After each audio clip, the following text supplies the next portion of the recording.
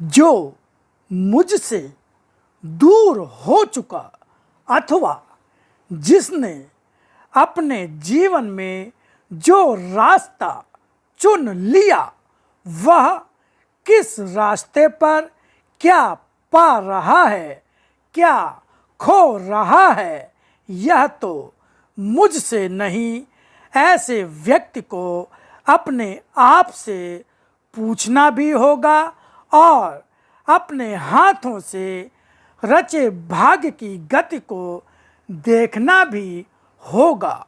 वह मेरा ही अपना न्याय तो होगा, मगर मेरी कृपा का अधिकारी नहीं होगा। मेरे भक्त का धर्म तो मेरी इच्छा को ही अपनी इच्छा, मेरी वाणी को ही अपना भाव और मेरे आदेश को ही जीवन में कर्म क्षेत्र मानकर उसमें उतरना होता है। गुरुर् ब्रह्मा गुरुर्विष्णु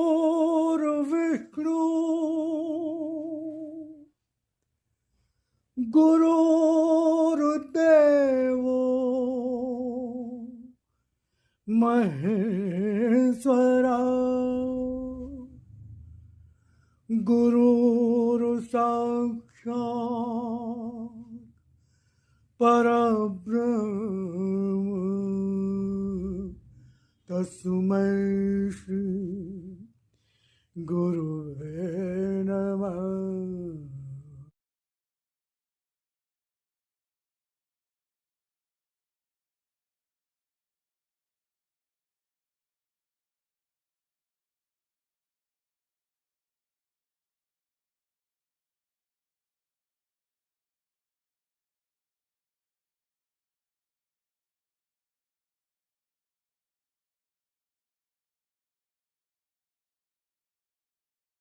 जो मुझसे दूर हो चुका अथवा जिसने अपने जीवन में जो रास्ता चुन लिया वह किस रास्ते पर क्या पा रहा है, क्या खो रहा है, यह तो मुझसे नहीं, ऐसे व्यक्ति को अपने आप से पूछना भी होगा और अपने हाथों से रचे भाग्य की गति को देखना भी होगा। वह मेरा ही अपना न्याय तो होगा, मगर मेरी कृपा का अधिकारी नहीं होगा। जीवन का हर कुछ पाना चाहते हो, मगर जब अवसर देने का आता है तो उस पल को भी देना भारी पड़ जाता है।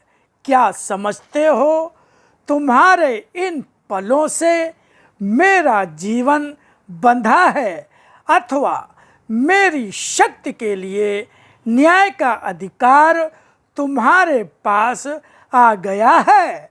जो मेरी इच्छा, मेरे आदेश का अर्थ भी न जानता हो, वह मेरी पूजा अथवा भक्त के रूप में कितना भी कुछ क्यों न करे, उसका अपना कोई भी अर्थ उसे उस रूप में नहीं प्राप्त होता जिस रूप में मुझे पाना है।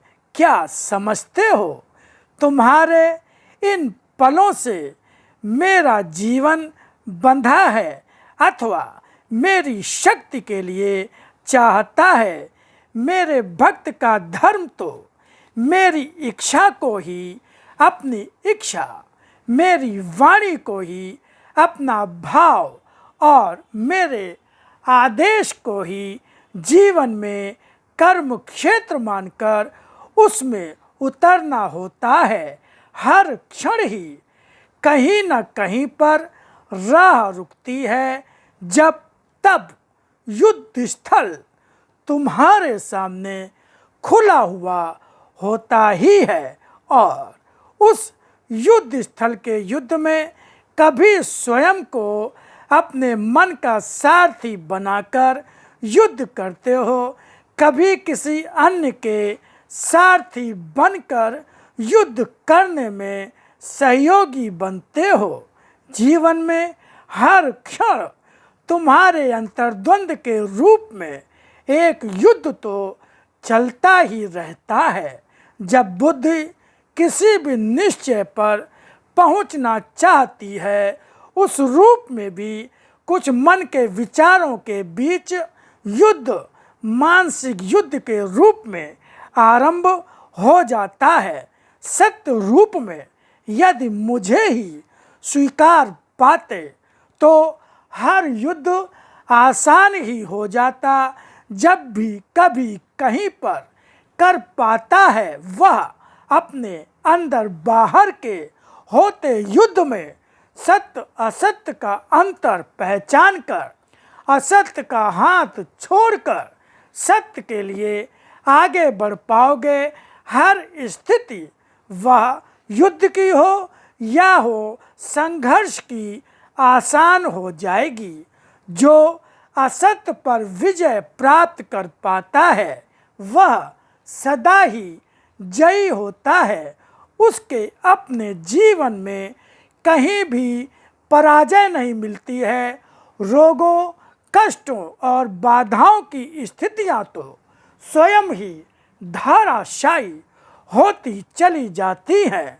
तुम्हारे रोगों का कारण भी तुम्हारे अंदर असत्य का पोषण ही है। जब भी स्वयं में किसी भी रूप में रोग को देखो, आत्ममंथन करना, समझ जाओगे कि रोग का कारण क्या है। असत्य से असीमित मोह होता है मनुष्य को, इसीलिए असत्य ही नहीं छूटता है।